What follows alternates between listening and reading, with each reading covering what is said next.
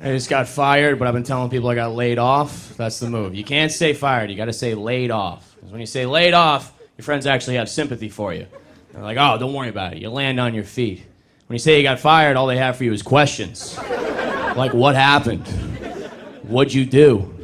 And I'd answer those questions if I had a cool answer. If I could say something like, oh, dude, they caught me vaping in the handicap stall. They caught me jerking off in the handicap stall. But I gotta look them dead in the face and just be like, oh, dude, they told me I was a bad culture fit. It's true, though, I am. I'm like a facilitator of workplace hatred. That's like my thing. I'm like the last guy you want to see in a break room, truly. If you're having a bad day, I'm just gonna pile on, really. Open the cabinet, oh, we're out of peanut butter pretzels again. I'm in the corner. This company doesn't fucking care about us. Look, I can't be the only person that actively roots against their company to fail, right? Look, paycheck is nice and all, but wouldn't you just like to see it all burn? It's a startup. Who would miss it, right? I had to go to a bunch of job interviews, and I thought I'd be cruising through job interviews. You know, I'm a smart guy. I got a lot of charisma. I thought it'd be easy. Most of the job interviews are online, though, so what happens is... you know, you forget about them. You're farting around the computer, you're watching a hockey fight compilation, and a Zoom window pops up. You're like, oh, here we go. All right. And, you know, you could skate on charisma for, like, most of the small talk, but then they start to really hammer you with the tough questions. They'll go, Alec, can you name a time in your life when you faced adversity? You ever been so unprepared it comes off as white privilege? I'm like, adversity!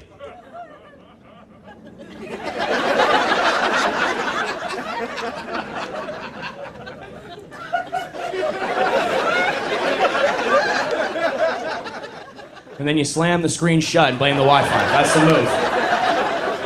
Would you want me to wait and be like, oh, you know, this one time at sailing camp, there wasn't any wind. Like, I'm gonna blame the Wi-Fi. I got a temporary job right now. I'm a substitute teacher. Yeah, if you ever wanted to find out how your friends really feel about you, just tell them that you're teaching. So they'll just say things to your face like, wow, they must really need people, huh? Yeah, there's a shortage of heroes right now, actually. It's always your buddies that work in, like, tech sales or something. And I would never say that to them about their jobs. I'd never be like, wow, they must really need a washed-up D3 athlete with a coat problem, huh?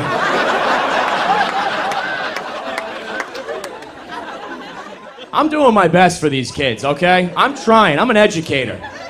It is tough. I did a whole lesson on apostrophes the other day. I think it was all wrong. I think the whole thing was wrong. They're asking me, like, how do I know if it's possessive? I'll sound it out. I don't know. Good part about being a sub, though, for the most part, your job is just throwing on a movie and then watching the first half of that movie 6 times in a row during the day. By the time you get to 7th period, you're like, look, kids, we're starting Mulan from the middle, okay? I gotta find out this bitch defeats the Huns. I'm losing my mind.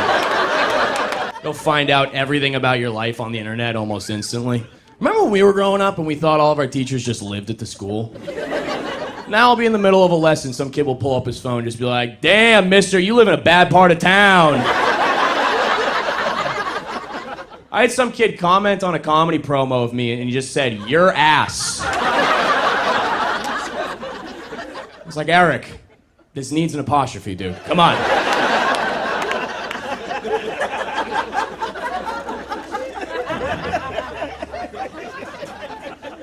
I'm trying to get a girlfriend right now. I put having a girlfriend on my vision board. It's a big goal for me. Don't laugh at that. Just dating as a whole, I'm feeling very hetero-pessimistic about it. I'm a straight guy. Any other straighties? Straighties? Woo! Trying to make that into a like we see each other. It's not really catching on. I'm working on it. I'm not a trendsetter. I just do my best. I don't know.